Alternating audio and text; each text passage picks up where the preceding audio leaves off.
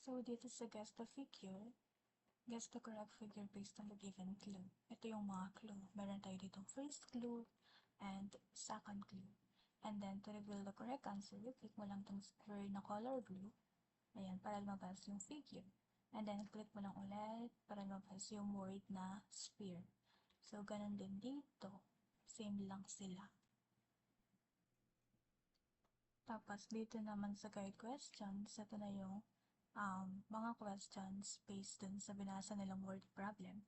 The student can choose number, kung ano yung gusto nilang number na sagutin. So, per number, merong question. Isa dyan is bonus. Number 5 yun.